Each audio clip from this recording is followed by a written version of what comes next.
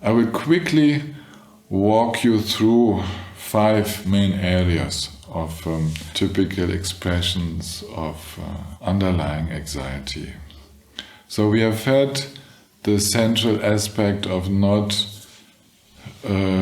being aware of who is there, what is there, how is it to be without action, without doing something, without creating mind movements.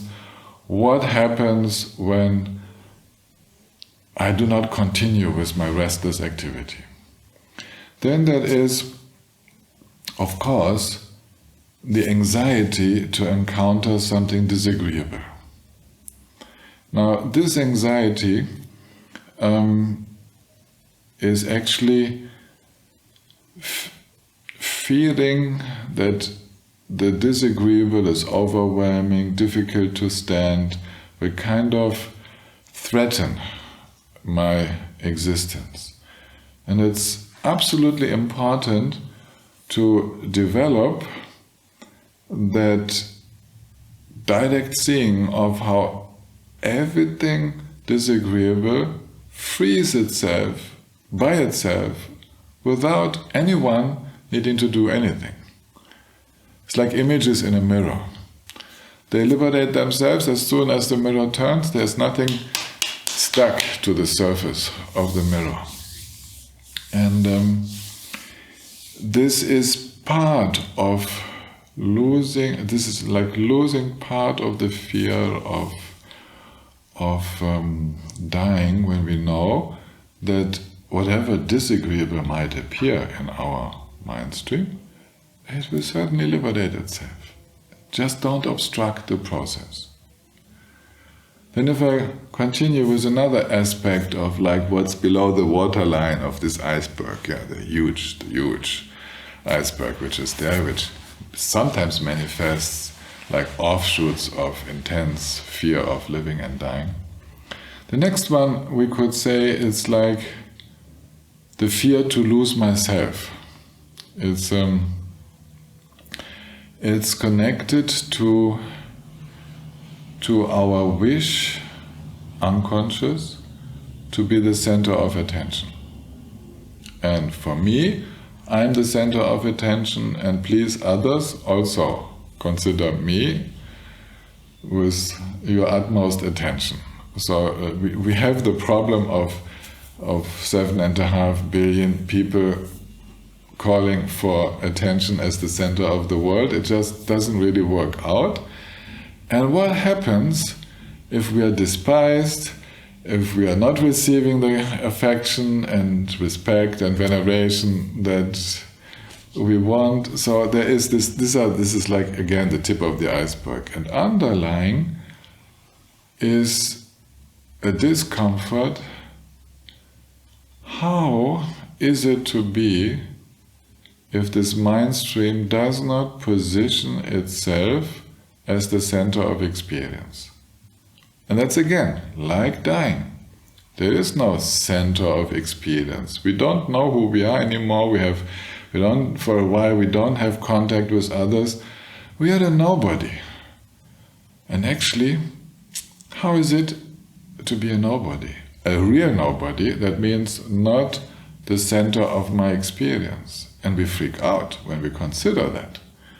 So again, there are so many layers of that which we work in meditation. It's quite how do you say? It's awesome to see how subtle we have constructed this very fragile house of me, of some people would say ego, but in the sense of a fragile sense of self-esteem. So all the fears surrounding our fragile sense of self-esteem, actually, if we open up to just now how it is, they will all need to gradually dissolve. Otherwise there is no direct experience of how it is to be now. let's walk a little further. There's also this whole area of attachment to what is agreeable. And again, with the fear of losing it, of course. And the fear of not having it. So there's all these fears. And they are all the expression of the clinging to life and death. It's like to solidifying. It's like the belief is that I'm more happy if I have more of that which makes me happy. So the agreeable sensations, the objects, the people, the partner, the children, the whatever makes me happy, nature, bike trips, all of that. So we grasp for that and we become uneasy when it's not available and it's not in reach or when it's taken away. We might get very upset when that which we long for is taken away. We might fear it while we are still having it, and all of that is part of the fear of dying, because we identify with that which we like, with those whom we like, with situations. We want to stabilize them, but it completely goes against, again, the law of change, the dissolution, the self-liberation of all these experiences. So to let go on that level and to go with the more subtle layers of clinging to sensory experience, even then we notice we are not only clinging to nice experiences. Simply just having an experience is already very reassuring.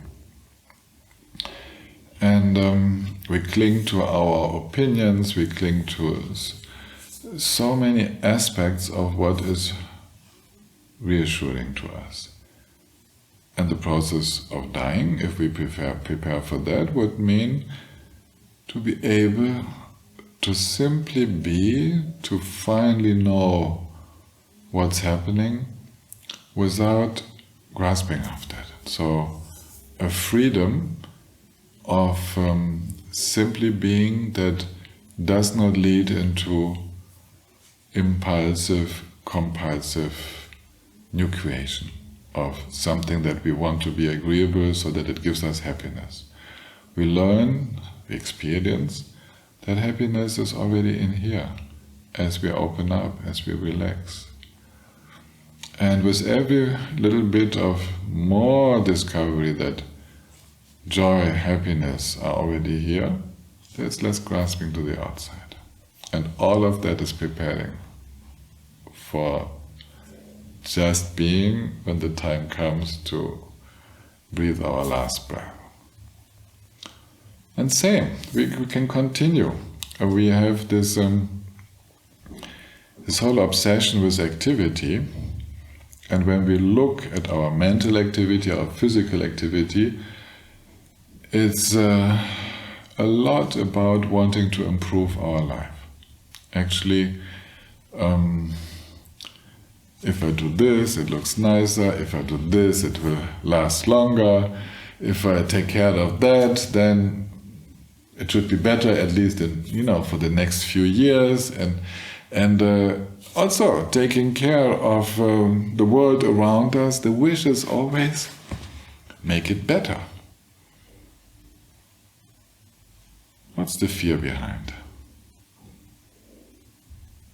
The fear is that things change in a way that is out of our control. So we need to relax we need to relax the control freak in ourselves. Yeah? It's like always with our actions to try to influence what happens next, what will happen in the future. How am I seen by others? I want to influence your mind, what you think about me. Yes, you need to agree, you need to nod, you need to, yes, please appreciate me a little bit more than my neighbor, because, yeah, it's like, gives me good feelings. So I try to influence, to dominate, to change my surroundings. Actually, always in the search for happiness, the same that we have seen before. And death is the end of control. I mean, leaving this body, normally there's no control. We don't know what happens. So that's the death of the control freak. So he will freak out when that comes. And meditation already prepares us for that, to stop using such heavy control, to allow for things to manifest by themselves, and actually we begin to experience them as quite perfect. When actually we see, you can put me anywhere, and of course there have been strong experiences by people having been put in prison, who say from within prison, I experienced the perfect world.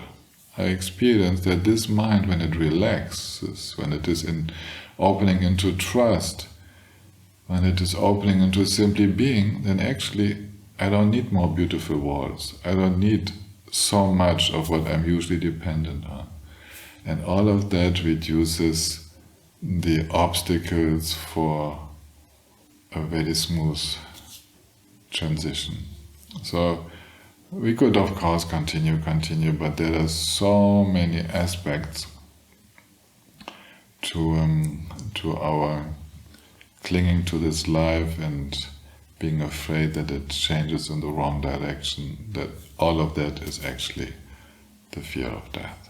And I guess everybody will find herself or herself in this description. And that's why the practice of Dharma is actually very, very much advised for everybody, no matter which culture